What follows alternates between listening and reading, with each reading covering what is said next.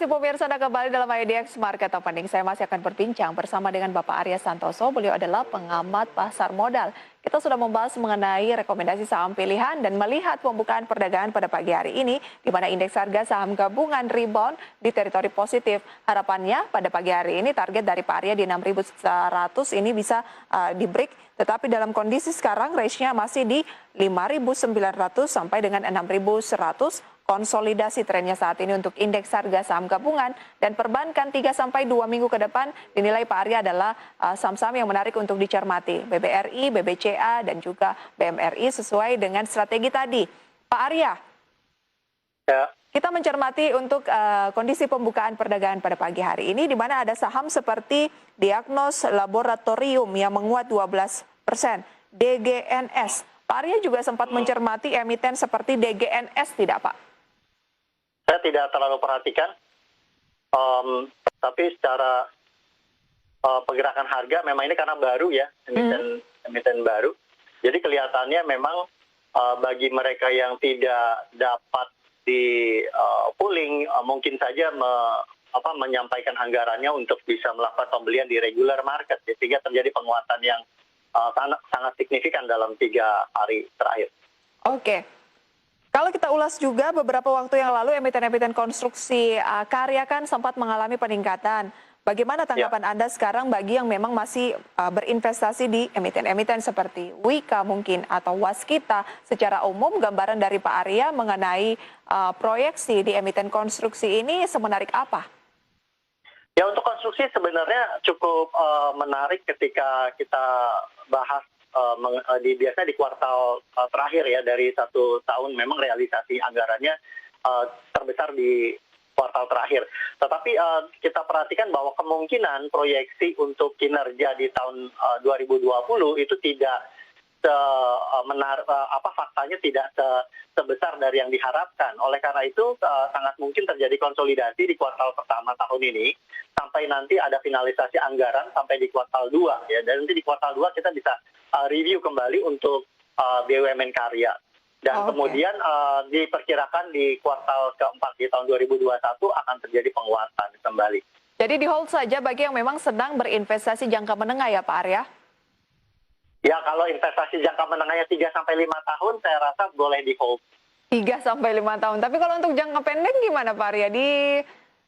Di profit taking dulu? Untuk jangka pendek, bagi yang sudah profit, bisa profit taking dulu. Penguatan lanjutan akan terjadi setelah kuartal 2 ya, karena finalisasi anggaran itu nanti sampai di kuartal 2 final, baru kita bisa lihat apakah cukup besar alokasi dananya meningkat atau menurun. Oke, jadi yang baru mau masuk tidak disarankan dulu Pak Arya ya? Kalau yang baru mau masuk, saya rasa bisa menunggu nanti kita lihat laporan keuangan di kuartal 1 ini untuk laporan annual report 2020 sebesar apa realisasi yang diharapkan, sesuai nggak gitu ya. Nanti baru kita proyeksikan ya bagaimana di tahun 2021. Kelihatannya proyek-proyek masih cukup banyak ya, masih ribuan triliun yang akan digarap di Indonesia. Tetapi secara agresif atau tidak agresifnya kelihatannya juga akan selaras dengan pemulihan ekonomi sejalan dengan stimulus-stimulus yang diberikan untuk pemulihan ekonomi. Pak Arya, emiten apa dari sektor konstruksi yang menjadi favorit Pak Arya? Ya, untuk konstruksi saya perhatikan untuk BUMN ya, untuk Waskita, untuk Adikarya, PTPP, Wika, itu masih cukup menarik untuk bisa dijadikan perhatian. Baik, itu dia untuk emiten-emiten konstruksi. Bagi pemirsa yang bertanya-tanya gimana ya prospek dari konstruksi. Demikian analisis dari Pak Arya, tapi keputusan investasi ada di tangan pemirsa. Yang menarik berikutnya nih, Pak Arya, tadi kan ada emiten update, kita bahas mengenai S Hardware. Tetapi Temasek lewat anak usahanya akuisisi 19% saham Matahari Putra Prima, MPPA. Anda cross-check pemirsa ya RTI Anda, MPPA hari ini naik 31,4%, 27.114. Ada kaitannya tidak Pak dengan informasi Temasek ini? Ya, kelihatannya ada sentimen yang cukup mendorong minat beli dari pasar ya. Tapi sebenarnya bukan Temasek masuk langsung membeli begitu. Jadi memang ini ada cerita lama yang kemudian menjadi realisasi di hari ini. Bagaimana Temasek itu melalui anak usahanya Anderson itu mengambil alih sebagian saham dari grup Lipo. Jadi melalui dari kepemilikan Primestar ya. Jadi Primestar itu ada kepemilikan dari Multipolar memiliki Primestar itu memiliki 19% dari MPPA, kemudian Exchangeable Right Subscription Agreement itu yang dieksekusi di awal tahun ini. Jadi cerita tahun 2013 itu right-nya dieksekusi tahun ini sebesar 300 juta US dollar. Oleh karena itu yang menjadi satu seolah-olah diakuisisi gitu ya dari Temasek. Tapi sebenarnya tidak langsung seperti itu, bukan karena Temasek berminat untuk entry ke MPPA, tetapi karena ada eksekusi dari Exchangeable Right. Oke, bisa dikatakan ini mungkin semacam euforia, ada sentimen sedikit, sebuah saham langsung mengalami peningkatan yang signifikan karena memang beberapa waktu terakhir ini ya Pak Arya dengan kondisi indeks harga saham gabungan, pola-pola ini yang terbentuk di market ya Pak ya, ketika ada sedikit sentimen begitu ya, langsung sebuah saham bisa saja mengalami auto reject atas. Pak Arya, tapi jadi kalau memang itu jadi kayak fear of missing out ya. Jadi semua pengen buru-buruan, ini apa yang sentimennya bagus beli gitu. Nah itu yang kondisi seperti itu. Tapi kalau menelisik lagi cerita Pak Arya tadi, kemudian melihat dari fundamental MPPA sendiri, sebenarnya apa sih rekomendasi dari Pak Arya untuk MPPA dengan PER-nya yang masih minus 1,94 kali?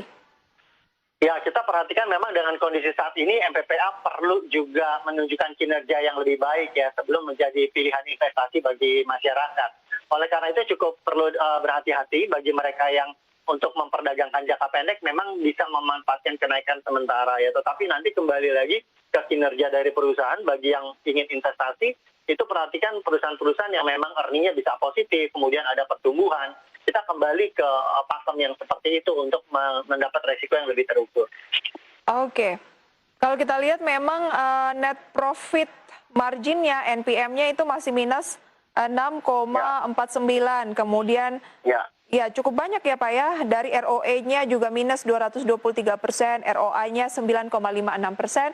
Bisa dibilang nggak sih Pak, kalau ada sebuah atau ada investor begitu yang mencari saham murah, dengan kondisi ini melihat fundamentalnya yang rata-rata masih minus gitu, murah tidak untuk MPPA atau justru negatif?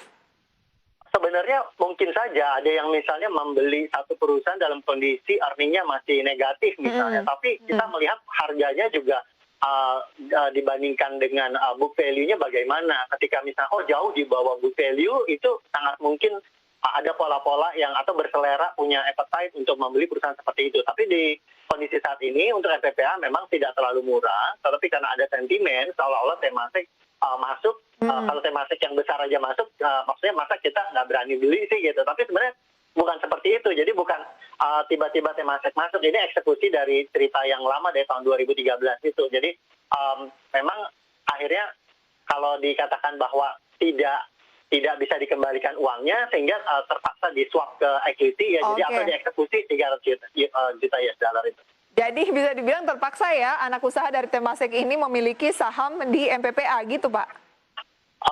Bukan terpaksa, dia memilih untuk mengeksekusi karena di kondisi tahun 2013 MPPA dengan tahun 2021 kan berbeda gitu. Dan dalam kondisi seperti ini tidak ada likuiditas yang bisa dikembalikan, jadi dieksekusi gitu. Jadi kondisinya seperti itu.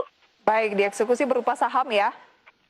Iya, jadi masuk Accessible Right Subscription Agreement-nya ini, kemudian sebenarnya dari Primestar ya. Jadi Primestar itu karena memiliki 19% MPPA, jadi otomatis. Jadi dari Anderson itu jadi sekarang yang memiliki 19% MPPA. Oke, tapi kalau misalnya Anderson, anak usaha Temasek memiliki 19% saham MPPA, tentu tidak akan membiarkan MPPA kinerjanya ke depan di bawah ekspektasi.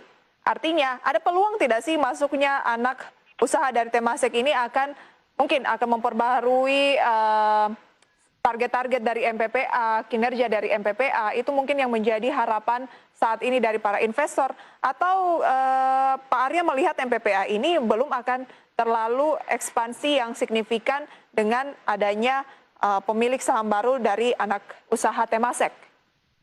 Ya, boleh dikatakan bahwa dengan kondisi seperti ini sangat mungkin Temasek itu melakukan strategi-strategi baru di depan, ya bagaimana untuk bisa kemudian menguasai pasar, kemudian ada keunggulan untuk MPPA, ada pembaruan strategi penjualan ataupun bisnis ya.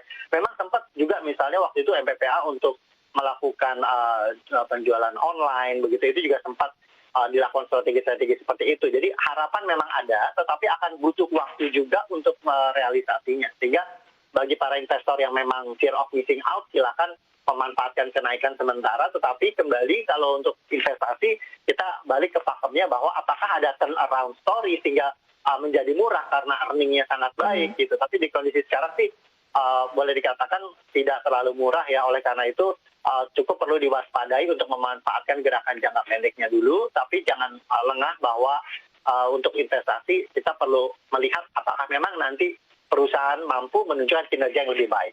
Oke, aura-auranya nih Pak Arya agak ragu kalau berbicara untuk jangka menengah terhadap MPPA, tapi kalau jangka pendek ya mungkin bisa melihat peluang-peluang dengan kondisi kenaikan, memanfaatkan sentimen ini karena tampaknya sudah mulai terlihat di mana dalam satu pekan terakhir naiknya memang sudah 17%, apalagi ditambah dengan hari ini 33%. Pak Arya, kalau untuk support dan juga resisten mungkin yang bisa menjadi acuan pemirsa mengenai MPPA ini di posisi-posisi berapa? MPPA kemarin itu masih di bawah ya, masih di 85 ya, di kisaran 85 ya, 85 di 85. Jadi saya rasa itu bisa jadi support, tapi kalau mereka yang sangat jangka pendek kelihatannya untuk low hari ini di 91 itu bisa dipakai untuk jadi support, jadi jangan terlalu jauh juga. 91 adalah support, ya 91 kemudian 85 ya, support 191, support 285, Ya. resistennya di posisi berapa Pak Arya? Resisten kondisi saat ini kita bisa perhatikan di level 127. Tapi kalau hari ini kan limit high-nya udah mau selesai kan di 116 ya, jadi lanjutannya kelihatannya akan sangat mungkin sentimen ini kan tidak dipahami dengan baik juga oleh para investor jangka pendek ya. Jadi sangat mungkin pergerakan misalnya kembali ke 134 itu sangat mungkin di pekan depan. Sangat mungkin kembali ke 130, 127 sampai 130. Agak waspada mungkin ya di Ya, MPPA perlu ini. diwaspadai. Ya, perlu diwaspadai. Sebelum kita akhiri Pak Arya, Telkom nih masuk dalam net foreign sale mencapai 28,7 miliar rupiah pada pagi hari ini, paling atas dia net foreign sale-nya 0,93%, yang biasanya perbankan, hari ini justru Telkom 3210. Apa rekomendasi untuk Telkom? Ya, Telkom ini karena ada ini ya dari kita perhatikan dari Oktober itu di kisaran 2.500 naik ke 3.650, naiknya sudah cukup signifikan sehingga terjadi profit taking sementara ya. Jadi bagi Telkom saya bisa katakan bahwa masih cukup menarik sebenarnya, cukup dekat dengan target penurunan itu di 3160 ya. Jadi di kisaran-kisaran itu silakan, ini sempat tadi 3170 itu area support terdekat untuk target penurunan jangka pendeknya sudah di level itu. Jadi bagi mereka yang memang ingin melakukan perdagangan jangka pendek boleh diperhatikan apakah ada penguatan di kisaran level 3150, 3160 itu bisa dijadikan level support terdekat, kemudian penguatan mungkin sampai ke level 3.400 kembali. Oke, 3160 sampai 3.400 range dari Telkom berpeluang untuk menarik dilakukan pembelian. Sayang sekali waktu kita terbatas Pak Arya. Terima kasih banyak untuk analisis rekomendasinya pagi hari ini. Sukses dan sehat selalu untuk Pak Arya. Ya, terima kasih Prisa, sama-sama. Demikian pembahasan pada pagi hari ini mengenai rekomendasi saham pemirsa. Keputusan investasi tentunya kami kembalikan kepada Anda di tengah indeks harga saham gabungan yang diproyeksi lebih akan berkonsolidasi dulu hari ini 59 sampai dengan 6.100. Jangan kemana-mana, kami masih punya satu segmen terakhir usai jeda pariwara berikut.